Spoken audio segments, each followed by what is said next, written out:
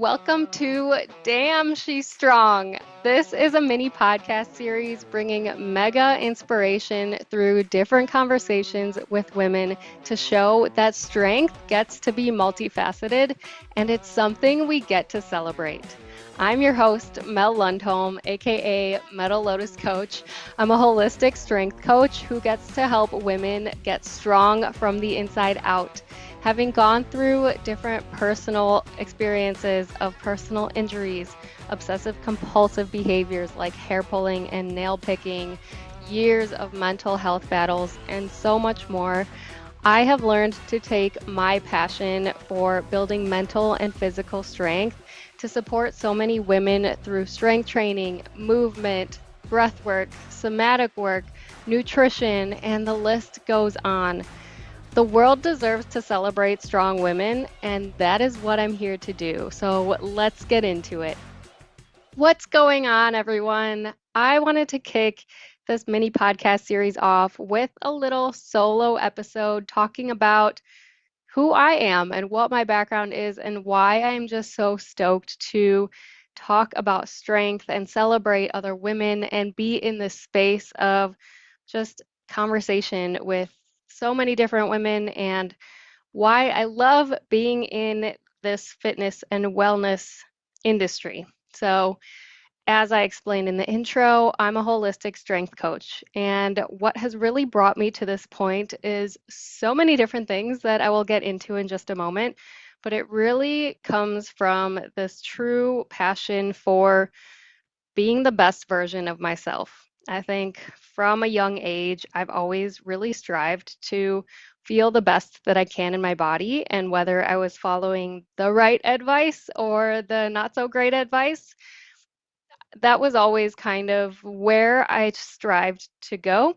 And it took me down so many different routes in life that led me exactly where I am today. So, as a young child, was I the most athletic girl? No. Was I the most outgoing girl? No. I was actually pretty well known to be very introverted and very quiet. And I kind of had a little bit of shame around that, but learned to understand that it truly is a superpower. I've learned how to really hone this skill of listening and develop empathy and listen to other people and understand body language in such a deep level that some other people who may not be as quiet or introverted may experience in their lifetime. So I truly now see it as a superpower, but growing up didn't always feel that way. And it really took these little moments along the way for, like so many of us, to recognize that the things that we think are holding us back are actually our true strength. And let's get into it. So, yes, I did some athletics here and there. I was in gymnastics, I was in basketball, I was in cheerleading. I did all these different things growing up, but I didn't necessarily do them at a super advanced level. But I just knew that movement felt good and it was just such a natural thing in my family to just be out and be moving. I had a very artistic family, but they also loved movement. And so there was this beautiful combination of art and physicality that I feel very blessed to have grown up with. My parents actually came from a different country. And so being kind of a technically first generation child in this world with my sister was an interesting experience because I didn't grow up with a family who had a history of building community in the States and having a whole culture already um, in the Americanized type of mindset. So everything was kind of just a learning experience for all of us. And I just think it gave me a lot of really interesting experiences. I got to travel internationally many times to visit family. And so I think that gave me a sense of the world and sense of understanding the differences in cultures that many young kids don't always have in the United States. So this just continued to cultivate this sense of curiosity in the differences in people and continue to get me really excited to learn about how other people live in this world. And as I continue to grow and evolve and expand, I didn't realize, but I lived with a lot of underlying sense of perfectionism and anxiety in my system. And whether I recognized it or not, I knew that there was just something in my system that wanted a sense of control, whether it was wanting to feel in control of the capability that I had to understand something in school, if I was learning something new, if I was in a job and I was trying to learn a new skill. A beginner mindset felt very overwhelming for me. And so I started to recognize these sensations of anxiousness and perfectionism come up in so many different ways throughout my life. And it kind of cultivated into this habit called trichotillomania, which is an obsessive compulsive disorder slash anxiousness type of tendency. There is a lot of research yet to do on this habit, but it is more common than people think, and it's just not talked about a lot because there's just so much shame around the habit itself. So, trichotillomania, if you don't know, is a compulsive hair pulling disorder where, just like it sounds like, you kind of go into this trance like state and unconsciously start to pull out strands of hair. And it sounds kind of crazy and it sounds kind of intense. And it is an intense type of experience when you're in it. But when you come out of it, you honestly feel like you blacked out and you don't even know what happened. And it comes at different times. Many people that have this habit are triggered because of different things. But what I've come to realize as a coach, as someone who works with the nervous system, with breath work, with physical movement, I've come to learn that there are some commonalities among people that have this trait, that have this habit, that it can come from these moments of stillness where the body is hanging on to energy that needs to be released. And we don't always know the tools to release them. And the more that we start to indulge in a habit and indulge in a reaction, we start to allow the body to feel safe in that reaction, whether it is a good or bad habit.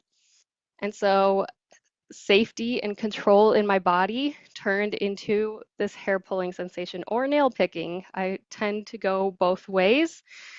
And everything that culminated in my journey towards physical strength and wellness and breath work and all of these things really found its root in me trying to understand how I can better my health and my overall wellness so I could try to fix this habit. And so it's been a blessing and a curse in my life, but I'm truly grateful to the fact that I have it because it has forced me to continue to stay curious and keep striving to get better within myself. And it's just put this energy and this fuel inside of my body that has caused frustration that has then led to action.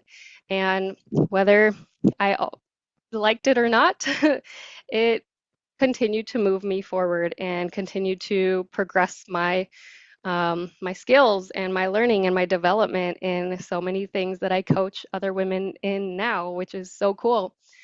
So as I moved through different stages of life, I went through many stages of darkness and light, finding a lot of shame and frustration with patches of hair being missing. And, as a teenage girl, especially in these sports like cheerleading and gymnastics, there are so much appearance driven aspects to these performances and to the overall kind of output and like the scoring even of some of these things, that appearance actually plays a role in these sports, that you get an extra layer of self-consciousness in all of it because you really have to think about how to hide parts of yourself that you don't want to admit are there. And I felt like for many, many years of my life, I was in this mode of hiding, which is really sad.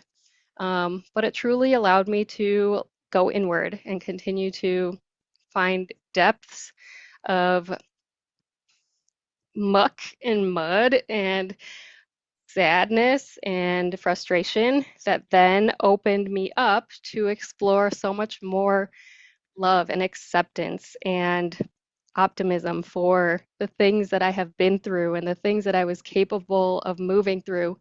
So it really brought me down the depths of darkness, but into these expansive depths of light for the gratitude that I had along the way, for the bumps that I was able to overcome. And so as I continued to move through life, I realized, okay, there is this energy in my system that needs to move and it needs to be released.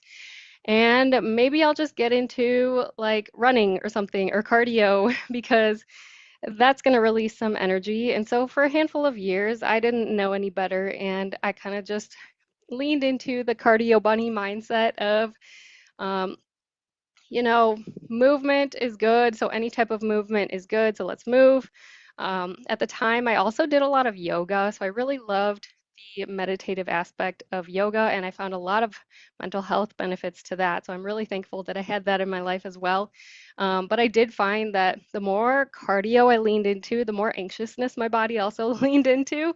So I was like, okay, I don't necessarily like this mode of movement, but I don't really know any better, and strength training kind of seems intimidating. And at the time, the whole thing in the media was like skinny is better for women. And so you want to be small, you don't want to be too big and bulky. So strength training was always kind of feared in the mindset of the women around me. Um, so that is kind of what I leaned into too for a long, long time. Until my senior year of high school, I was blessed with the option to choose either a normal gym class or a strength and conditioning class. And I hated running. I just did it because I felt like I had to.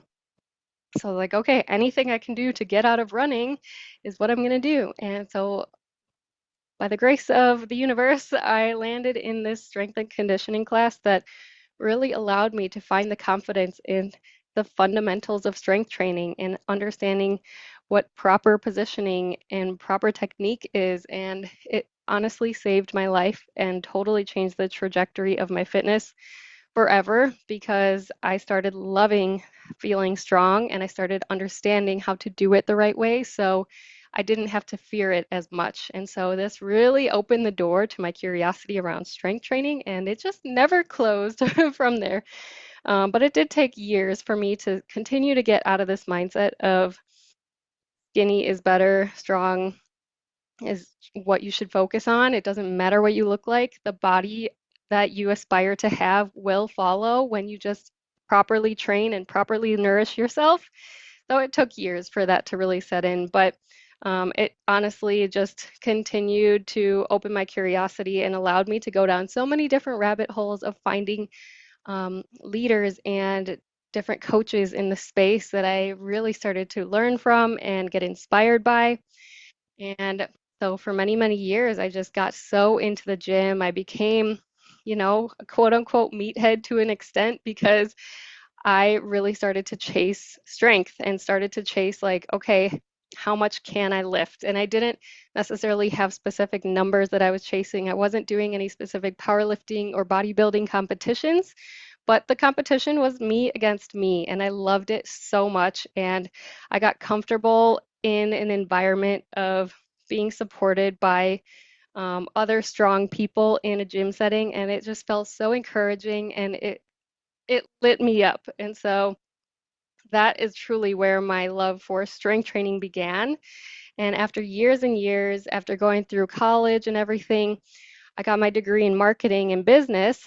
But truly, fitness and strength was still my number one love in my life. I continued to consider myself an athlete before a business professional, which is so funny because that's what I was doing full time. I wasn't coaching anyone. But as I continued that journey, I just started to keep learning for myself because I loved it. And at some point, I realized, okay, I'm learning so many things. I feel like at some point I should become a certified coach because there are people in this world who could really benefit from the knowledge and the personal experience that I have in building strength and knowing what it feels like to be scared of the weights and to feel weak in my body and to move past that and to actually build proper strength with using the right fundamentals and the right techniques. And so I had that seed planted in the back of my mind for a long, long time. And then 2018 came, and I was in this mode of continuing to just love the gym, love my routine. But I was in this, cyclical daily habit, daily schedule of a 9 to 5 job, going to the office every day, rush to the gym so I could get my workout and lift heavy, and then rush home so I could eat and go to bed, and then wake up and do it all again. And I continued to put stress on my body, whether it was good stress like lifting or bad stress like the stress of a normal workday. No matter what it was, rest periods did not really have a place in my mind and in my schedule.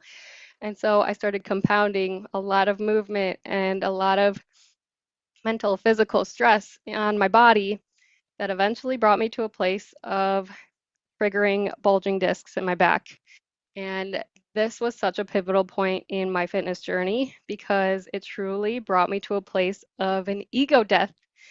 And I thought, who am I if I don't have the gym? Oh my gosh, what do I do? But it kind of was a slow build to get there. At first, I realized, like, okay, I have this injury, but I'm going to get back to strength training really soon. But it got to this point where I was so immobile, there was so much pain, and it's bulging discs are a really interesting injury because it's actually an extremely common thing that many people in the population have because of just the natural sedentary lifestyle that we live today. But many people don't even feel pain from it because it's not really impinging any nerves and it's just kind of there. So it's actually an extremely common sensation or occurrence in our body that many people have, but they might not even feel any pain from it. But some people, on the other hand, if they do have it to such a severe extent, it can impinge nerves and it can cause extremely severe pain and a lot of um, prevention of movement and all this stuff, which is what I had. So it wasn't so severe that I had to get surgery. But when I went to the doctors, guess what? The first thing that they recommended was invasive surgery or cortisone shots or something to just put a band-aid over the solution. And I said, okay, no, I have a pretty good pain tolerance. Yes, this is uncomfortable, but what if I just started moving through it? Are there ways that I could naturally prevent this from getting worse, naturally help myself move through it, rehab myself? And they kind of went like, yeah, yeah, I guess, but like it's going to take a while. Like, okay, I don't care. I'm young.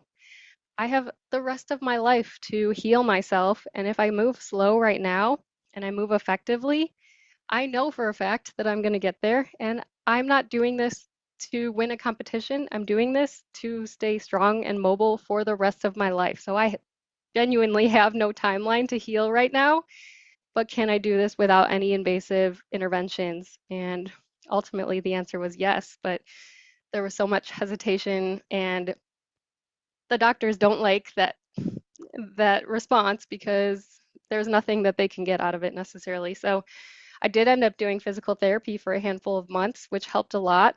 But it didn't necessarily get me exactly to where I was going because I felt a lot better. I felt my range of motion start to come back, but the ongoing pain was still there. And by, you know, the universe presents the teachers that you need when the student is ready, right? So that continues to be an ongoing thing for me for sure, because at the time I was dating my now current husband, and he was like, you know what? You should look into this one organization, Girls Gone Strong, with this woman, Molly Galbraith, because she is really awesome and she preaches strength with women, and you should just look into her.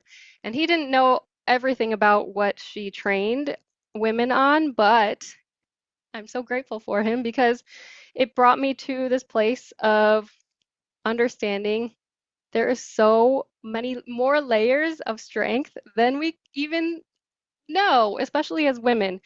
So, okay, we all have a pelvis, right? But how many of us are taught about our actual pelvic floor and this bowl of muscles that just lives down there and has so many different purposes and so many different functions in our body?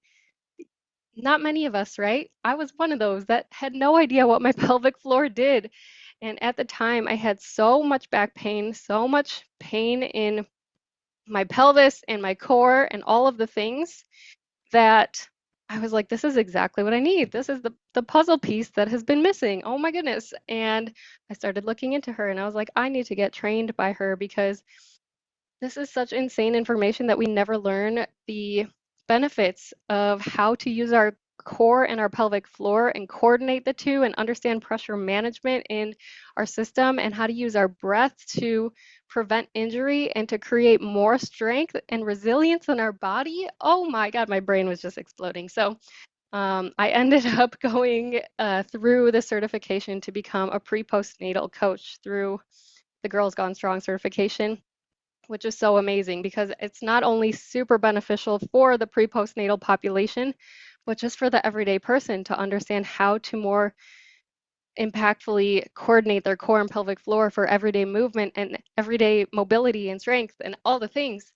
So it was the perfect thing for me to start learning about because one, I also, like I said, perfectionist mindset. I was like, one day down the road, I know that I'll want to become a mother and get pregnant at some point. So it'll be good for me to like prepare and have this knowledge for one day whenever that comes, which did come and it's currently happening.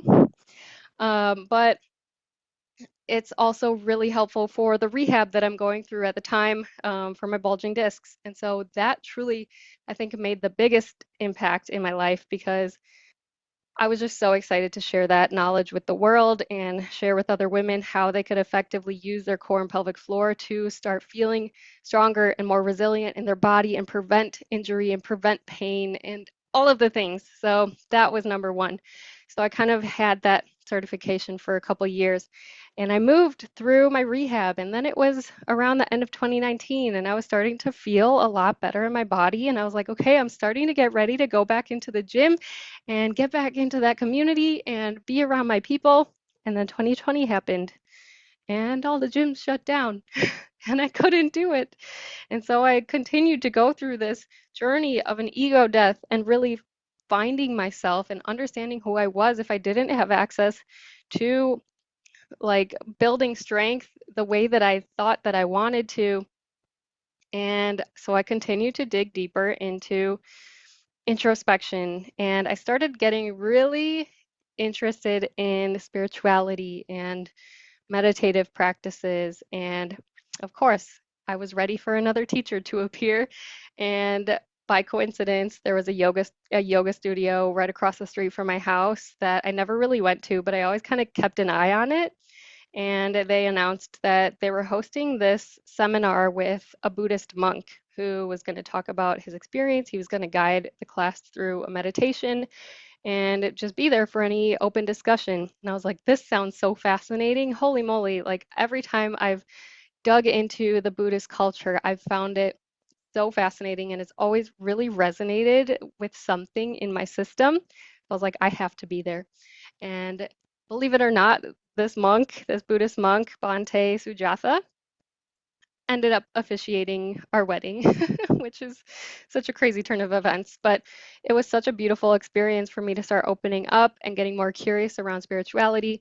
And I really started digging deeper into so many different leaders and texts and podcasts and all of the things. And I was just really soaking it all in. And at some point, I landed upon breathwork because I realized for years, like I said, I had trichotillomania through all of this time. I had it probably starting around 2009, 8 for a long time. And as a young girl, my parents didn't necessarily know what to do with that. And so talk therapy was a big thing. And so I was in talk therapy. I was in um, many different types of therapies that I went through. And things seemed to help temporarily. It was nice to have kind of a third party person that I felt safe opening up to about different problems. But after years and years of talk therapy, it got to an extent that, yeah, it felt really good to be in this space that I felt like there was no judgment and I could open up.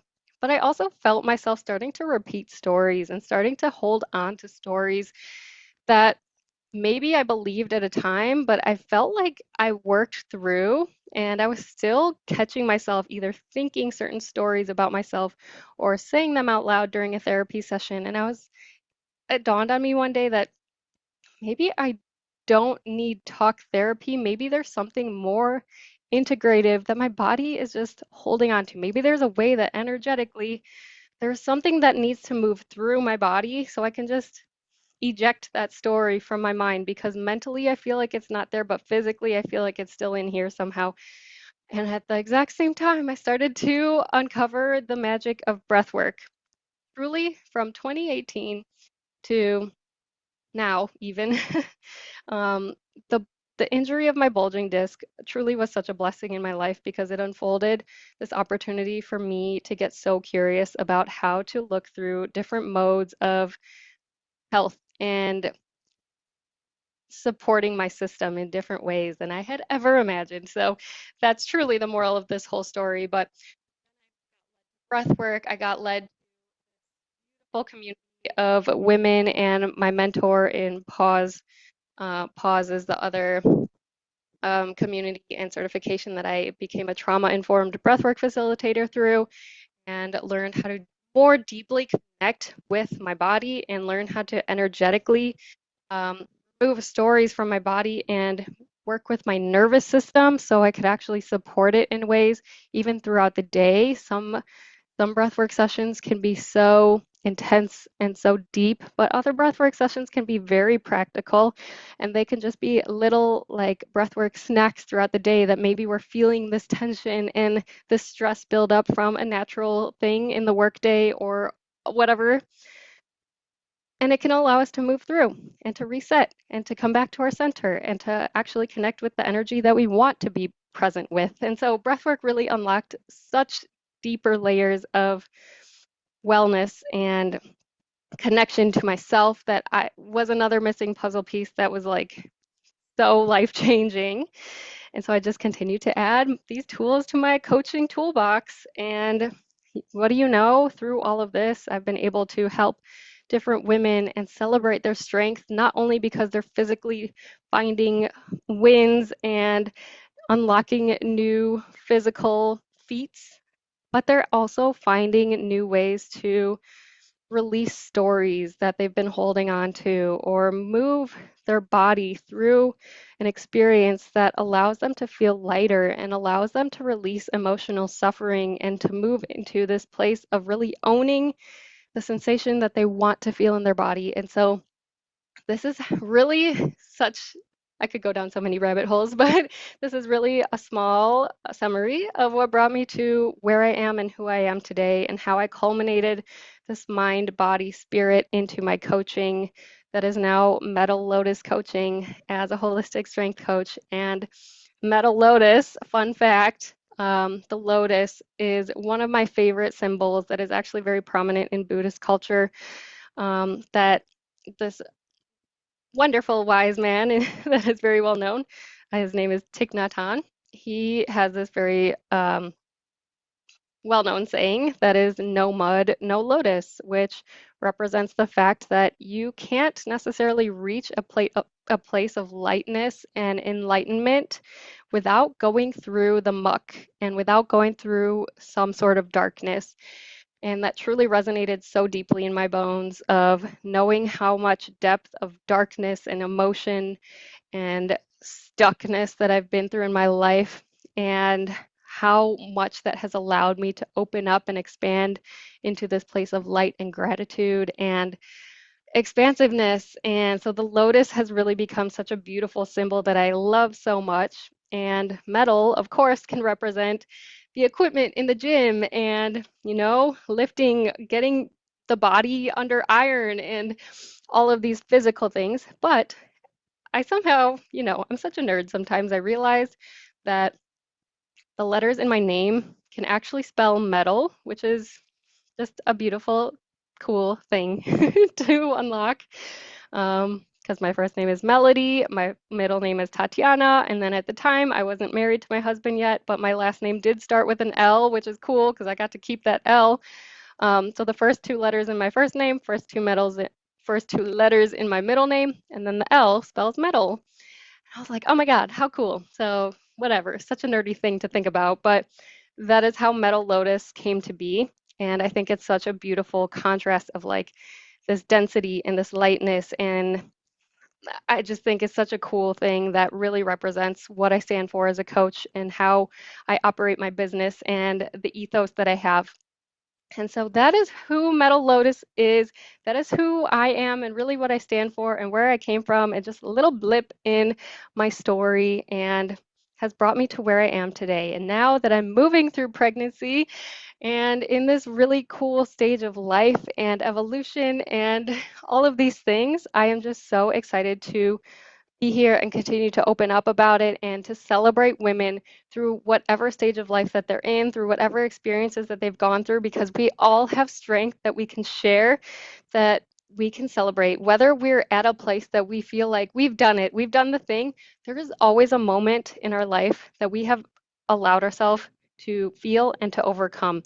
And some of us have gone through insane life trauma and all of these things, but some of us, we feel like, okay, I haven't had some insane trauma, but we all have something to celebrate and we all have a strength within us that is worth recognizing. And that is what I'm here to do. So keep following along these podcasts. If there's anything that I mentioned during this conversation and this introduction of myself that piques your interest and has you really excited, or you're like, oh my gosh, I have that too, or whatever it is, I would love to chat with you. Send me a DM on Instagram at Metal Lotus Coach. I would love to connect. Send me any questions. If you want to be on the show and you want to have a little mini podcast interview, send me a DM. Let's get connected. I would love to talk to you. But stay tuned, follow along, subscribe, whatever all the YouTube things are, and we'll keep the conversation going and the inspiration moving. So I can't wait to see what this little mini podcast unfolds with these beautiful women that are going to come on the show. So stay tuned, follow along, and I can't wait to hear about all of the amazing ways that we get to share and celebrate each other's strength. Talk to you soon.